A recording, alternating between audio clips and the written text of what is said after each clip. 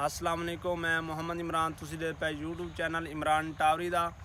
इस टाइम असी मौजूद हैं देहात दे विच। घर छुट्टी आया से मैं आख्या चलो सादा जिहा कल्चर और सादे जिहे लोग किस तरीके रह रहे हैं, साडे पिंड दा गाँव दा माहौल किस तरीके, इंशाल्लाह तुहानूं वो पूरा दिखावांगे।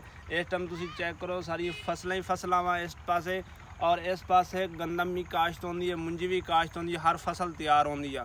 इस टाइम असी खलोते हैं, इस टाइम चेक करो हरियाली हरियाली है। और दूसरी साइड दे विखाई है तो साडे पिंड हैगा, साडा गाँव हैगा। इस पासे इस तरीके सादे जिहे लोग रहंदे ने।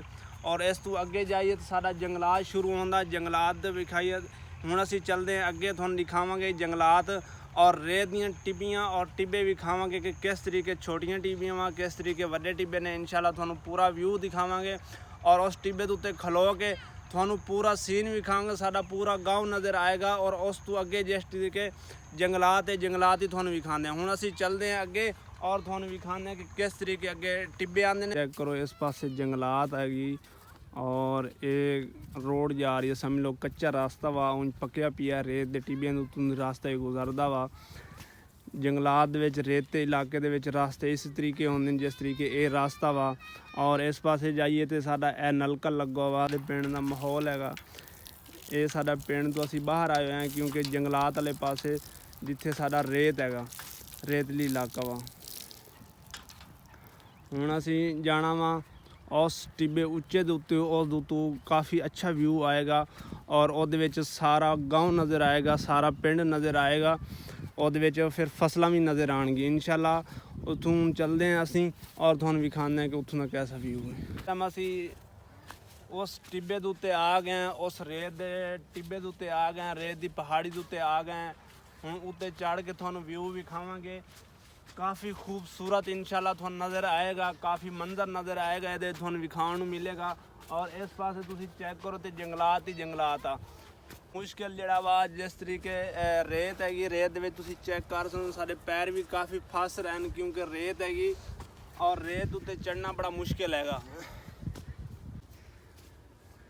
वेखण नूं छोटा जिहा नज़र आंदा पिया पर है बहुत उच्चा और चढ़ना भी बड़ा मुश्किल हैगा। ਇਹਦੇ ਉੱਤੋਂ सारा ਤੁਹਾਨੂੰ इंशाल्लाह व्यू चेक करावांगे, पिंड ਦਾ भी व्यू आएगा इंशाल्लाह और फसलों का भी ਤੁਹਾਨੂੰ दसांगे और जंगलात ਦਾ ही आएगा क्योंकि साह बहुत चढ़ गया वा, कभी इस तरीके चढ़े नहीं, रेत ਦੇ ਉੱਤੇ ਟੁਰੇ नहीं असी। ਤੁਸੀਂ चेक कर सकते कितने कितने पैर हेठा लत्थे पे सारे।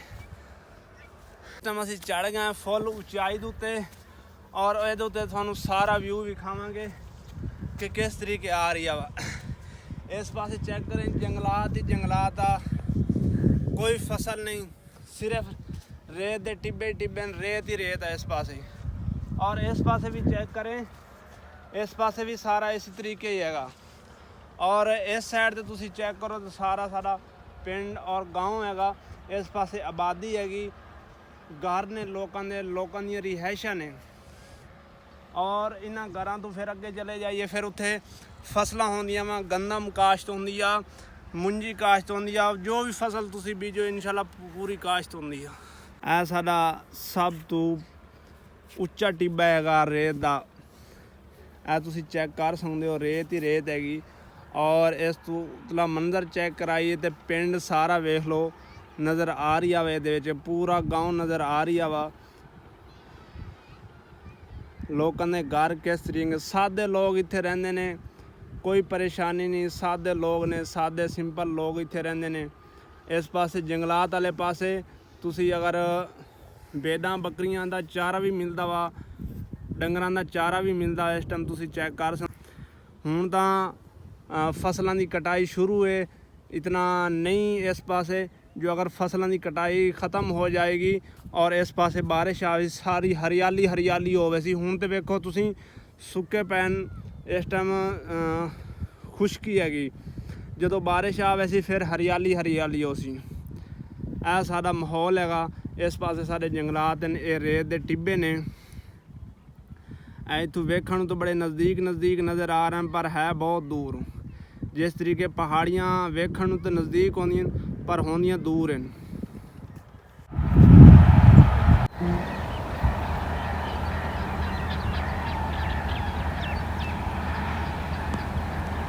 करदा कि साडा ये कल्चर और ये वीडियो अच्छी लगेगी, क्योंकि सादे लोग रहिंदे ने, सादे माहौल के हिसाब नाल अगे तुसीं जाओगे तो पक्के रकबे होणगे, फसलां होणगियां, और पिंड तो बाहर आओगे तो जंगलात आएगी, रेतली इलाका आएगा, टिब्बे आएंगे। ये तुहानूं पूरा व्यू विखाया वा कि जिस तरीके असी सब तो उच्ची जगह उत्ते मौजूद हैं। उम्मीद करदा कि साडी वीडियो अच्छी लगी। अगर साडी वीडियो अच्छी लगी सारे चैनल को सब्सक्राइब करें और बेल आई बटन को ज़रूर दबा दें ताकि इदां दी वीडियो आप तक पहुँचती रहे। तब तक के लिए अल्लाह हाफिज़।